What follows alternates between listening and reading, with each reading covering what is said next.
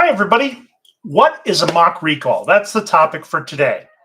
So you are not you're not absolutely required to do mock recalls, but it's an excellent way to make sure people are prepared for a recall.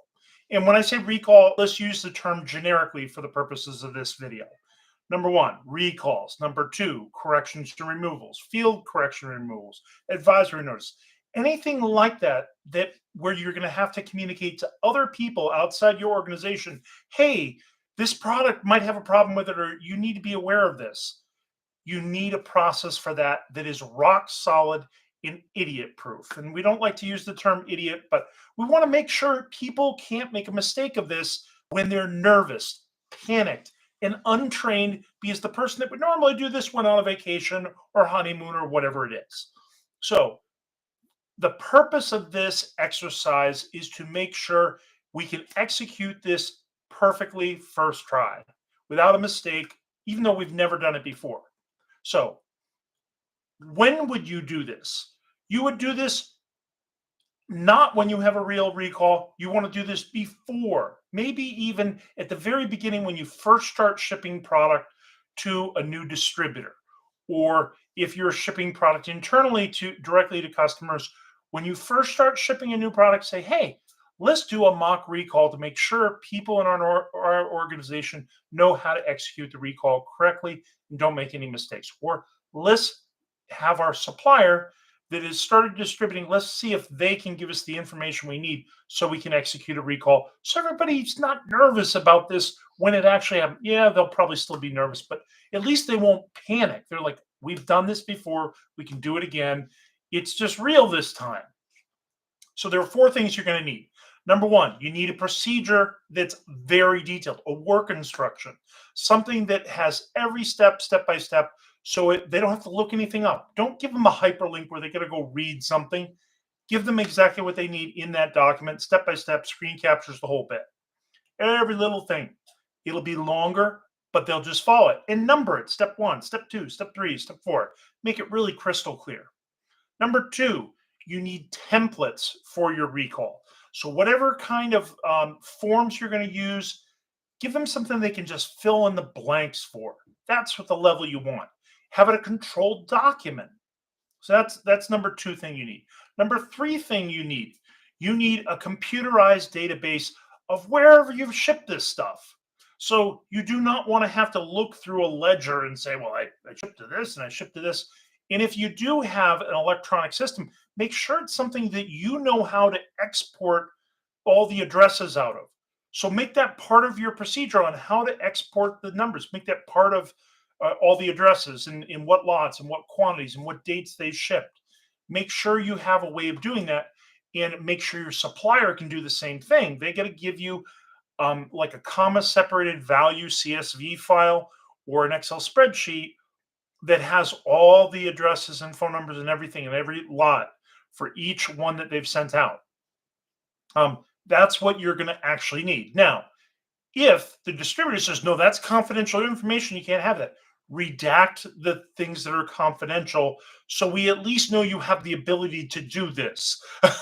Like give us zip codes or something, give us dates, lot numbers, and zip codes, and that would be good. Delete the columns that are confidential information or blacken those out so we know you can generate it really quickly, but in an automated, accurate way. It's the automated, accurate way that we need, and you want a step-by-step procedure. And there's one last thing.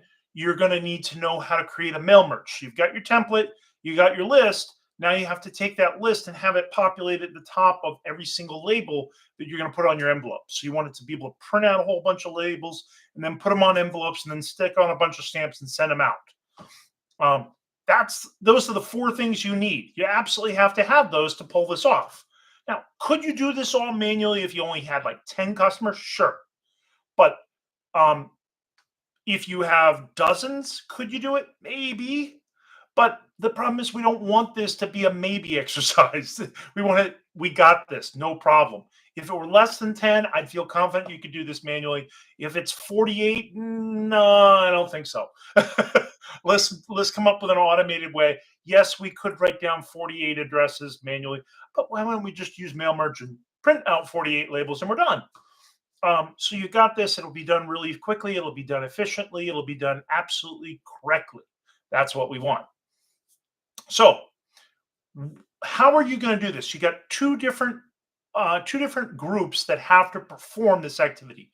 One would be internal. So if you're shipping product directly to customers, whoever is on your distribution team, maybe working closely with customer service, has to be able to generate that. So you need instruction for them.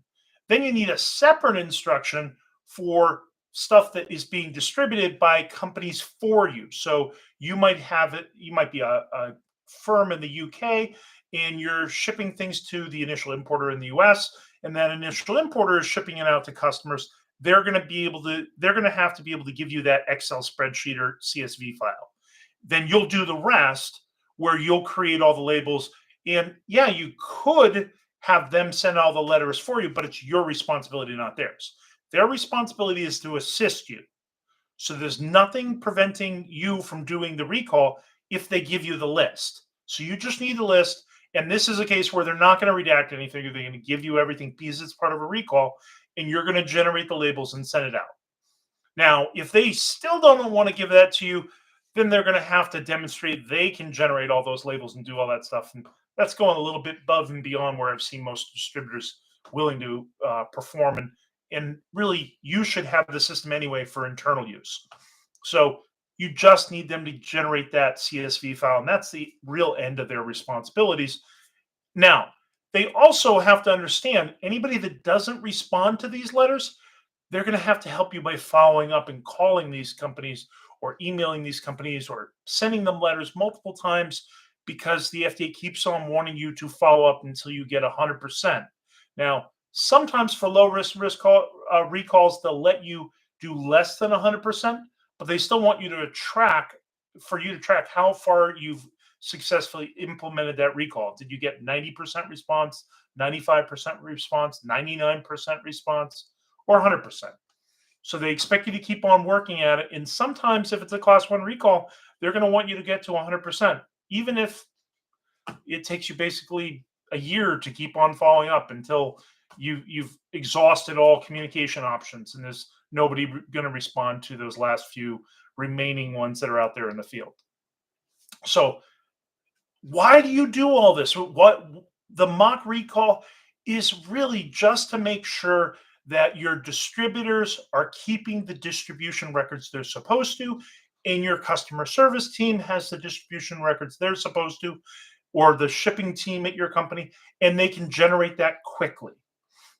You can use this for competency training. So if you're going to train your customer service staff to help you generate this, you're going to train them on the procedure, and then you can test competency by having them actually execute one of these mock recalls and keep that record as evidence of their competency for training. So that's your competency verification. And then if you have a distributor, this is part of your supplier evaluation. So right in your contract, you need to say, you also have to support us in conducting mock recalls as well as actual recalls.